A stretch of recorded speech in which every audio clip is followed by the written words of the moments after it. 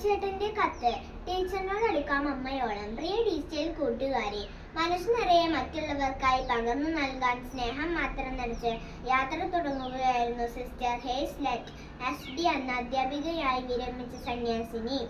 എന്നാൽ ഡ്രൈവർ സ്വിച്ചിട്ട് അടയ്ക്കേണ്ട ബസിന്റെ ഓട്ടോമാറ്റിക് വാതിൽ അടയ്ക്കാതെ വേഗത്തിൽ മുന്നോട്ടു പോയ ബസ്സിൽ നിന്നും സിസ്റ്റർ റോഡിലേക്ക് തെറിച്ചു വീണ് ഗുരുതര പരിക്കുകളെ അതിജീവിക്കാനാകാതെ നമ്മോട് വിട പറഞ്ഞു.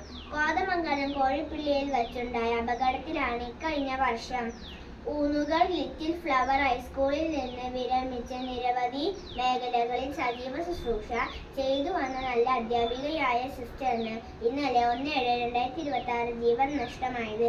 കാഞ്ഞിരപ്പള്ളി സെന്റ് മേരീസ് ഗേൾസ് ഹൈസ്കൂളിലെ അധ്യാപക സമൂഹത്തിന്റെ പ്രസരിപ്പായിരുന്ന ഏവർക്കും പ്രിയങ്കരിയായിരുന്ന സ്വപ്ന രാജേഷ് ടീച്ചർ 10C ക്ലാസ് ടീച്ചറും സ്റ്റാഫ് സെക്രട്ടറിയും സഹ അധ്യാപകരുടെയും വിദ്യാർത്ഥികളുടെയും മാനേജ്മെന്റിന്റെയും അഭിമാനവും ആഹ്ലാദവുമായിരുന്ന സ്വപ്ന ടീച്ചർ ഇന്നലെ 1/7/2026 നന്നായി പഠിപ്പിച്ച് എല്ലാവരെയും സന്തോഷിപ്പിച്ച് വീട്ടിലേക്ക് പോയതാണ്.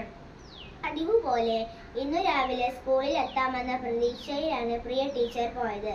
എന്നാൽ വീട്ടിൽ വെച്ച് പെട്ടെന്ന് ഹൃദയാഘാതവും ഉണ്ടാവുകയും ജീവൻ നഷ്ടമാവുകയുമാണ് ഉണ്ടായത്.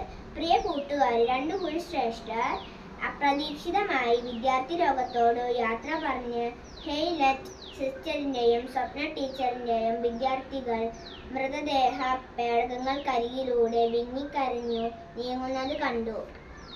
വിദ്യാഭ്യാസ കാലത്തിന്റെ ഏറ്റവും വലിയ സൗഭാഗ്യം എന്താണ്?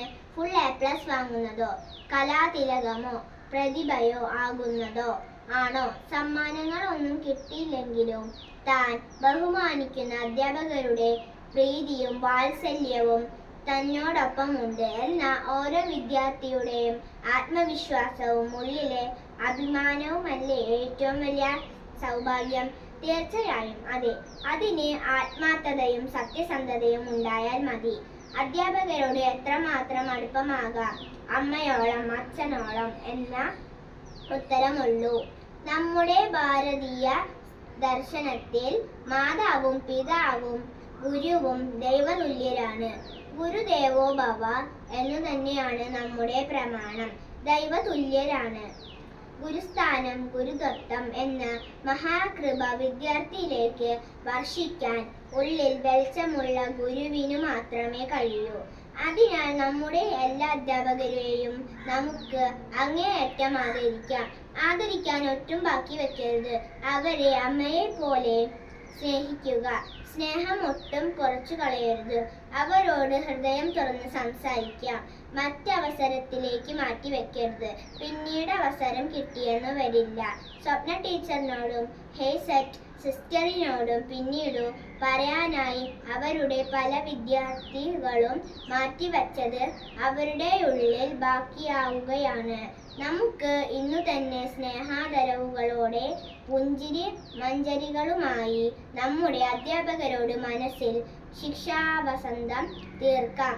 അമ്മയോളം അടുക്കാം. അനുഗ്രഹീതരാകാം. ആശംസകളോടെ സ്വന്തം കൊച്ചേട്ടൻ.